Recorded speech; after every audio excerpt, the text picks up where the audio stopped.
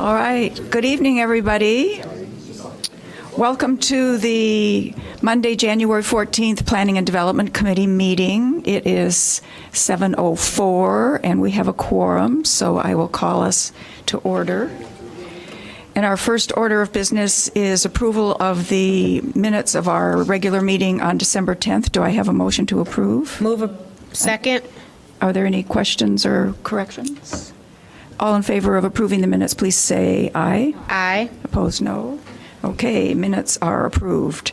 Our first item for consideration is Community Partners for Affordable Housing proposal for the continued administration of the Inclusionary Housing Ordinance wait list. Staff recommends approval of the $28,675 for SEPA to continue administering Evanston's Inclusionary Housing Ordinance centralized wait list and to conduct income certifications and recertification of households for inclusionary units. The Housing and Homelessness Commission reviewed the proposal at its meeting on December 6th and concluded that it should receive a favorable funding recommendation. However, due to a lack of quorum, the commission was not able to officially vote on the application. And the funding source is from the city's Affordable Housing Fund, which currently has an uncommitted cash balance of approximately $800,000, including a $50,000 budget for other program costs for fiscal year 2019. Do I have a motion? Second. Okay, Alderman Wilson. Thank you. One thing I guess I'd like to see, and I don't think this is gravely urgent, maybe if we put it off for a couple of weeks, I'm interested in seeing exactly what got done the last cycle, just how many units were on the list, and just getting some more specifics on that. I want to make sure we're getting value for them for what we're paying for this. Okay. And it, first look, it looks like we are, but I just want to ensure that that's the case. Okay. So it could we, I guess to be more specific, I'd like to know, how many units we had last cycle, which I generally do have an idea, but it's not really clearly set forth for the public here. How much we paid, and how many of the units got filled, what were the issues with getting units filled, things of that nature, because I know that there were some issues on at least a couple of the units getting filled, and the developer had to come back and make some modifications on his program. Right. Would Sarah Flax, would you like to say a few words, and then we can hold it if you think we need more information? Thanks.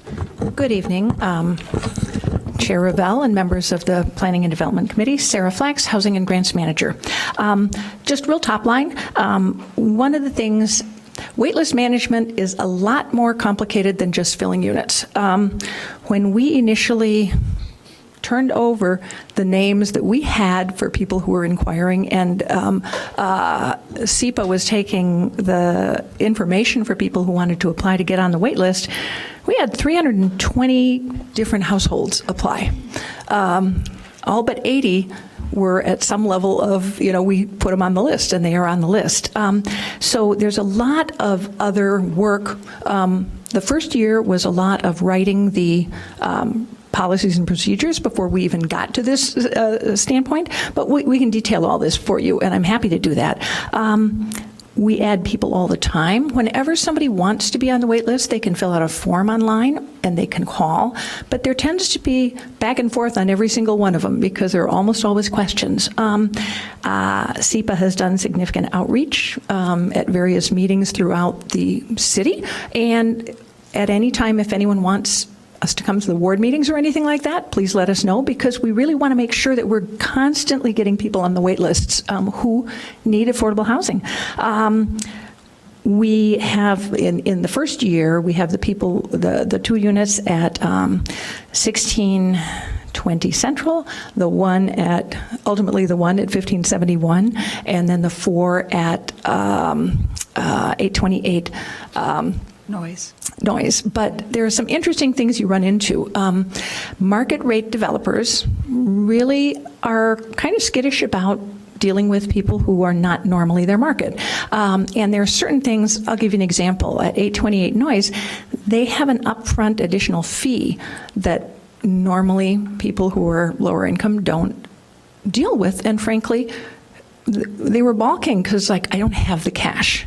And SEPA talked with their management, and they agreed to break those fees out over their first year so that it wasn't a barrier. So there's just a lot of stuff that goes into this. And the other thing is we do HUD Part 5 income certification, which I can tell you, having done it, and probably not very well, it's not the simplest thing in the world. But the reason for that is to make sure that people are consistently, when they're on other waiting lists, then they aren't always like, wait a minute, why am I okay for this one but not okay for that one?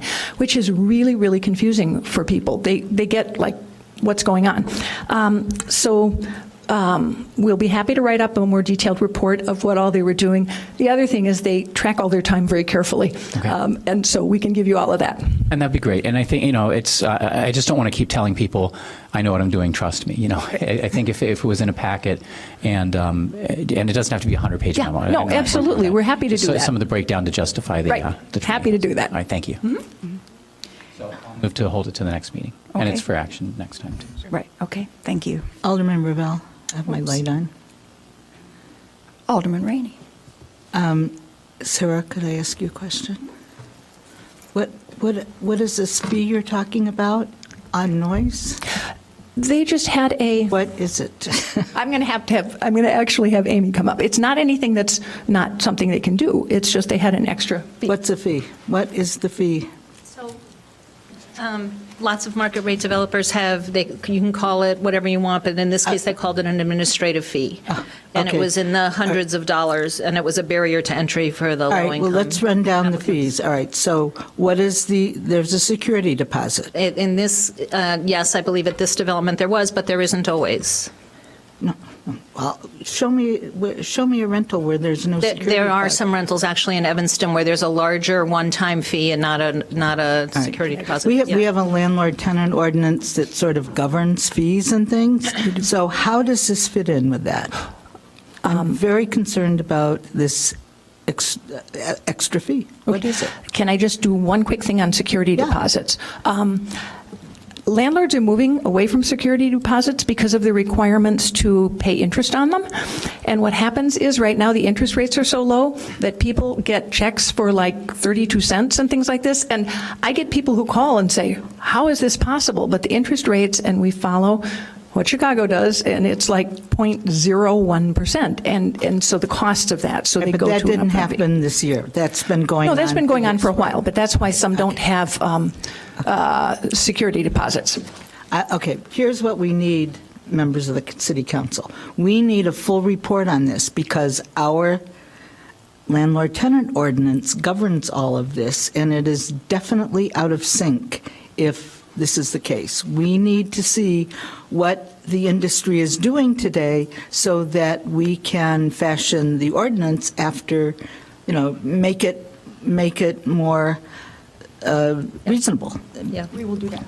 I mean, I wish I had known this. I didn't know that. I mean, are there key deposits now and, So blah, blah, at blah. this particular development, there was a fee, there was both an application fee and this administrative fee. So what we came to an agreement with the developer was that they would take that administrative fee and spread it out over the term of the first year. Now, what was great about that was that for market rate developments, that fee was not refundable if you wound up not taking the apartment. But obviously, in our case, with the affordable tenants, that wasn't the case because they didn't have to pay it until they were actually in the unit. All right. And how did this extra fee or new fee relate to the monthly rent? I believe it was flat. It didn't have anything to do with the monthly rate. It was the same fee for everybody Okay, who was okay. coming in. Let's say the rent was $1,500 a month. What I think it was 175, but please don't quote me on it. I'm not exactly sure. And it was the same for everybody. Well, I mean, that certainly beats a security deposit, which an affordable housing tenant would have to pay. Yes, at this development, yes, they had to pay a security deposit plus the administrative fee, and plus, I believe there was an application fee. All right, but you just said they're not charging security. See now I'm we're sorry, we're getting a little kinky here because that means that this extra administrative fee could be beyond what our ordinance allows. And so we need to look at these things, really, we do. Sorry if I confused that. I brought up that not all of them were charging that. It wasn't related to this one, so my apologies. But we need to look at that. When we see these extra fees, I think our ordinance allows for a month-and-a-half security deposit. So if all these extra fees and things exceed a month-and-a-half security deposit, when you get the security deposit plus the fees, if that exceeds the month-and-a-half, then we've got a violation of the ordinance. We will look into that. Staff will look into that. Okay. All right, so we'll expect a lot of good information for our next meeting. All right, and our second item is the age-friendly Evanston Affordable Senior Housing Feasibility Study. Staff is recommending approval of a $2,500 grant to the Age-Friendly Evanston Task Force Housing Committee for an affordable senior housing feasibility study.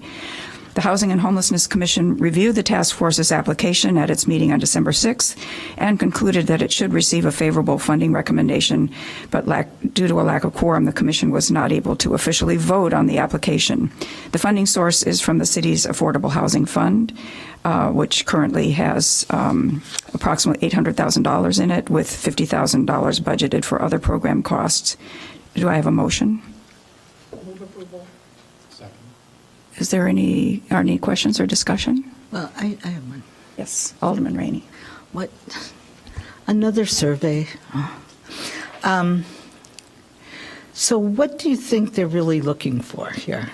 I mean, Shall we let? Go ahead. $7,500 for a survey. The task force, the age-friendly task force, worked with this provider, with Sage, and they are, because of the work that had already been done and because of how this whole thing was approached, they are getting, this isn't, shall we say, a market rate price. They talked to a number of other providers, and so it wasn't like they just went with this, but the goal is to really quantify better the type of housing that's needed for seniors, whether independent living, assisted living, affordable assisted living, affordable senior, and all these different types of care, and so to be able to use, it'll be used in the housing plan, and it'll also be used by the committee that wants to actually try to contact developers and see if they can get interest in those types of housing. We don't think we really know that. I mean, I don't know. It just seems like, oh God, another survey. Well, I think it's not really a survey, so I'm going to let Susan Churko talk a little more about it. It looked like it was Thank you. Good evening, members of the committee. I'm Susan Churko, and I chair the task force. I convene the housing committee of our task force. I don't chair it. And the woman who is most knowledgeable had a death in her family, but I can explain. I've talked to her. This is not a survey of need to determine need, because I think we know that there is a need for affordable housing for seniors. This is the kind of survey that developers use to go for funding so it's really a market feasibility study to say, we know there's a need, but is there a way to put together a development combining affordable, independent, and assisted living, which Evanston does not have at all, that is financially viable for a developer?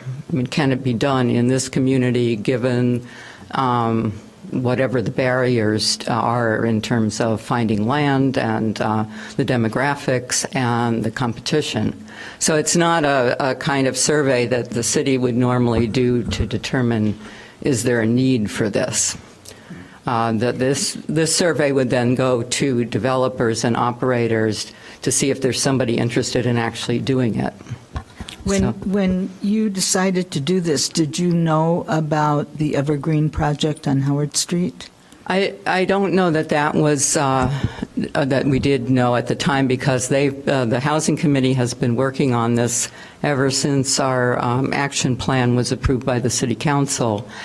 So we have already received a grant from the Evanston Community Foundation for I saw that. $5,000. So this would be for the balance. Yeah.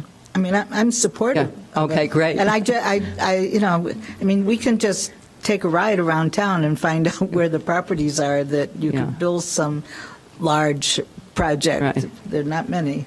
Yeah, no, I know. So, And tax credits and IDA, probably that's where you're going to get the money for this kind of thing. well, the developer, I mean, that's not our business, of course, that's the Well, that's where your developers, but that's what this study will, What your surveyor study Yeah. is going to produce. Yeah. so I hope that answers Okay. part of your question, anyway. Anybody else have any other questions or comments? I think it's great that the task force has gotten the $5,000 grant from the Evanston Community Foundation to get this off the table, and I do think getting the material together that it would try to convince a developer to pursue that kind of a development is really going to be helpful. So. Okay, all in favor of this motion for the age-friendly Evanston Affordable Senior Housing Feasibility Study, please say aye. Aye.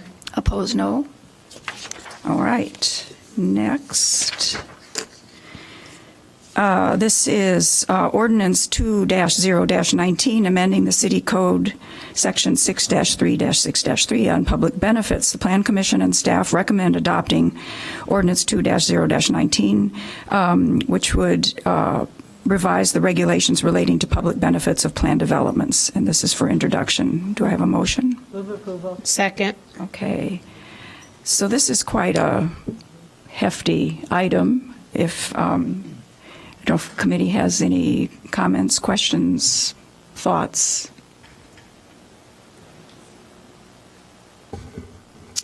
Okay, Alderman Wilson. I'm thinking advancing it to the council for its further consideration is a good plan. Okay. Alderman Fisk. Yeah, I'd like to hear the presentation from staff. Okay. So we did not prepare a formal presentation.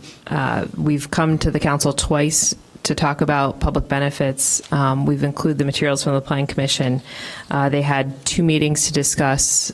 We essentially presented the memo that we provided to the council to talk about public benefits, to ask them their feedback, and they thought about keeping as is. Do they had the table of public benefits from that we provided of past developments, and we also provided an example of how Chicago does their public benefits, where fees are assigned to different FAR bonuses and other site development allowances. So this was 2 meetings. We're happy to return to if you would like a further presentation, but these are the proposed revisions from the Plan Commission. Right. And that's fine, and I appreciate that. But we currently have some large plan developments that are coming forward to council, and some of the concerns are about public benefits. Certainly a concern raised at DAPR.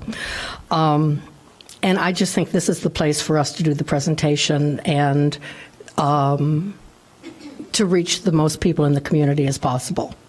I've had a lot of emails regarding public benefits. I'm not sure the community totally understands them. I'm quite certain they wouldn't understand where we're going with this, and I don't expect them to have followed the Plan Commission meetings. So I would appreciate that if we could do that here. Sure, we can, if you'd like to hold it, we can return with a further discussion, but Well, it's for introduction. If we could hold it in committee to do that, I think that makes sense. And I would ask City Attorney Mason Cupp if how that changes in public benefits impact current things in the pipeline, if you could just comment on that. Good evening, Michelle Mason Cupp, City Attorney. It depends on where this goes from here. Certainly, it doesn't impact the library lot, if that's what you were asking about, because that's up for next meeting, and this is up for discussion next meeting. Right, but there are other plan developments in the pipeline that are coming right along. Right. It probably will be subject to the newer developments, but the one that's most recent, probably you were inquiring about, not the library lot. Okay. Alderman Nguyen. Something I'd like to hear more about, and maybe that this would be helpful to hear more about at the presentation, is in Section C, which is the standards for evaluation of public benefits. In items 2, 3, and 5, it talks about sort of under evaluating the degree to which the location of the development or public benefit within the structure, or so it talks about the degree of public accessibility, the degree of this and the degree of that. And I'd like to hear a little bit more about the thought behind how do we measure the degree, or what's the analysis of the degree? And is there something out there that is viewed in other municipalities on good ways to measure something? I think back on when the Music Institute asked to go into the basement of the old Marshall Fields building, they came forward to us with something that, analyzing the halo effect of what it would be to have to have their classes there because of the nature of the types of classes, and they had done some kind of measurable analysis of what the effect would be of having that many more parents in our downtown over time, and over what time. So, and that many more employees. So I'd like to, so that's what I think of. Those were actual metrics that they came with. So I'd like to understand, because I think the degree is a little bit vague, and what we're trying to do is, with discussing public benefits, is actually to sharpen the focus so that there isn't as much confusion on the part of the developers, or muddiness in the water. So I'd like to hear more about that. If you want to share it now, that's fine, or put it into a... I believe that came from the Plan Commission, so I'd have to get greater clarification. Okay, yeah. I mean, is that something that they see someplace else, and how is it applied there? I think it's a mix of all those things. So I think we've seen it in other communities that have used some of tried to measure things. So we'll pull more specific examples so you can see how that would affect in Evanston. Yeah, those are the types of things that I'm looking at here, is like, how do we sharpen this so that there's some better clarity in terms of also how we value something. Yeah, and I think predictability was a word we've talked about. Yeah. Quite a bit, yeah. Alderman Ruth Simmons. Just to make sure that including in that response and in the report is the public benefit and proximity. So, for example, the Albion, I guess it is, understanding from the freight farm that it has to be in proximity to the development. And in that case, the benefit of the harvest from the freight farm is actually most needed in other parts of the community. So if we can talk about working towards a way that the planned developments that are in demand downtown Evanston can better benefit residents that are in the west end of town and other communities that are just never going to be in proximity to downtown, aren't really engaged with downtown. So we can make sure that that is something that we're working towards as well. Okay. Alderman Fisk. Yeah, I think that's really important, but it's also a little bit problematic. So I think we need to approach that really carefully, because it may look like we're asking a developer to focus on maybe wards or votes that they don't have for a development. I want to be really careful in the way we construct that, so that there is absolutely no confusion there. I think it's, again, I agree with Alderman Nguyen that we need to really clarify this so that when a developer comes to town, they understand exactly what the rules are and how their projects are going to be evaluated. It's very frustrating so far, what's been happening, and I hear that frustration. I'm sure the rest of you who have projects in your ward hear that frustration as well. So I think that's where we really need to spend our time. And also I'd like to ask Corporation Counsel just about, is there, legally, do planned developments have to have to have the public benefits within a certain proximity to the development itself? There is some recent case law that indicates that there needs to be a close nexus between the public benefit and the development. I can give at the next meeting, we can give a memo on that, but there is some recent case law on this issue. It comes out of Florida. Okay. Alderman Ruth Simmons. I want to stand firm on pushing that if there is any way around or looking towards some innovation so that we can include the broader city. We are one city, and if we only have the benefit in proximity to the development by nature of the interests of our downtown, we're not going to see much of that activity in the west end of the city. So I hear what you're saying, that you don't want developers to be concerned about, I guess, talking to ward aldermen, but I think that it's something we should be working towards. And it was evident in this public benefit for the Albion that the benefit is going to be for the downtown residents, and the benefits are most needed for residents outside of downtown. Well, Respond to that? sure. Yeah, my intention was not to, was just to make sure that we're proceeding carefully and legally. I mean, I can certainly see that perhaps whatever benefit occurs on site and does reach a larger audience than that particular development might be. I just think we need to just be really careful that we're not opening the door without having thought this through really well. But I absolutely agree with you. I'm not criticizing you at all. I understand exactly where you're coming from, and I absolutely support that. It's just we have to do it carefully, I think. So I We'll trust look at that the legal you will. framework, of course, Thank and you. see if this is available. We can't be the only community that has this question. So, of course, we will look and see what's available. Thank you. Okay. Alderman Rainey. I'm totally supportive of Alderman Simmons' point on this, and we've both made this point before.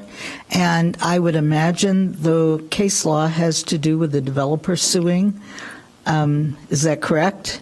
So if we can get agreement from the developer that they think it's a good idea and that we're not piling on extra public benefits, I don't see that there's any problem. And so I think we could be innovative, and like you say, Ms. Mason-Cupp, I'm sure we're not the only ones that are having this discussion, and let's be creative and give it a try. I know the last time we suggested this, we got shouted down, so let's be brave and creative and smart.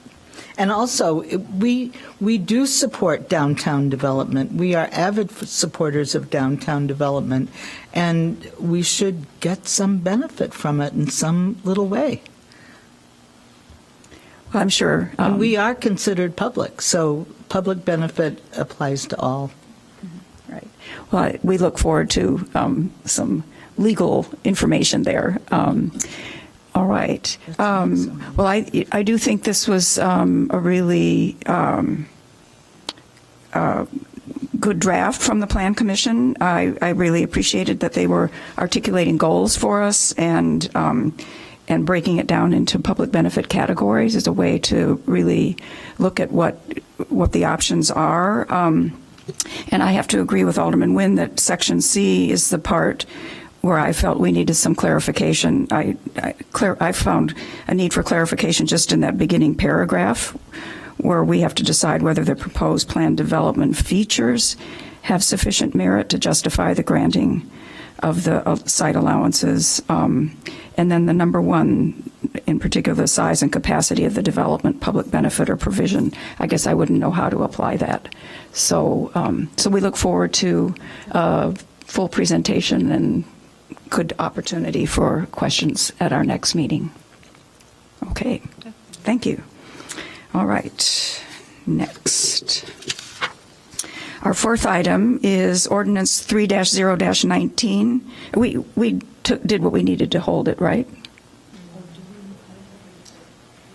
If we're just holding it, that's just a... Just hold it. Okay, and that's all. Yeah. Okay. All right, ordinance 3-0-19, amending a portion of the city code, section 6-15-13. And this is for the redevelopment overlay district, addressing special uses. Plan Commission and staff recommend adopting ordinance 3-0-19. And this would create a new section. It's basically to distinguish between permitted uses and special uses in these overlay districts. So do I have a motion to, and a second? Second. Are there any questions for staff or comments? What kind of challenges were we seeing to get So the questions, what challenges we're seeing, what will precipitate this? Essentially, the overlay district says permitted and special uses are, in the underlying zoning, are permitted uses. So when there's a drive-through, things that we typically have as a special use in other districts, that wasn't the case here. So and if another drive-through restaurant wanted to come through, the car wash that's currently proposed, those things should be special uses as they are in other districts. But we don't have enough history on this overlay district to know what the intention was at a time to make these both special and permitted uses. So we're just recommending that you make the language consistent with the underlying zoning. Generally, overlay districts offer a greater restrictive nature or dictate form or design or something, as we see in the Central Street or the West Evanston overlay. We don't see that here. We actually see the reverse, a more permissive overlay. Okay. Okay, all in favor of approving introduction of this ordinance, please say aye. Aye. Opposed, no. All right, we'll introduce that. Oops, thank you. So for our fifth item, we have Mike Noonan, who wants to speak to item P5. And that's going to be granting a special use permit for a medical office located at 705 Main Street in the B2 Business District and in the Dempster, Maine Overlay District. Thank you. Good evening. My name for the record is Mike Noonan. I live at 1440 West Flournoy Street in Chicago, and I wanted to speak in support of this special use that was recommended by the ZBA. The special use is for a medical office, a chiropractic office. I'm a patient of Dr. Sean Curry, the petitioner in this matter, and I'm also a zoning attorney, but I'm kind of here as a patient. I'm not his zoning attorney, but I'm familiar with the process. So I wanted to show my support. I know there was some debate regarding the striking a balance between allowing a special use in an overlay district that's not strictly retail and filling a vacant space. I know that's a debate that a lot of communities across the country are dealing with. But from my own admittedly anecdotal evidence, as a patient of Dr. Curry's, I used to see him twice a week, and on Saturdays I would come to his office, I would get adjusted, and then I would go walk around the neighborhood, usually shop or grab coffee at the very least, kind of post up and do some work and walk around if the weather was nice. So I think that, anecdotally at least, that's a good reason to allow this use into a retail district. And thank you for your time. Thanks. Great, thank you. So, Zoning Board of Appeals and City staff recommend adoption of Ordinance 7-0-19, granting special use approval for a ground floor medical office, Evanston Family Chiropractic and Wellness Center in the B2 District and Dempster, Maine Overlay District. The applicant has complied with all zoning requirements and meets all of the standards of a special use for this district. Do I have a motion? Second. Okay. Any questions, comments, discussion? Alderman Wilson. So just a few comments. Obviously, there are a number of people supporting and some others who have reservations. I've talked to the landlord a number of times, and I know that they've been trying to find a tenant. This isn't the first one who's knocked on the door.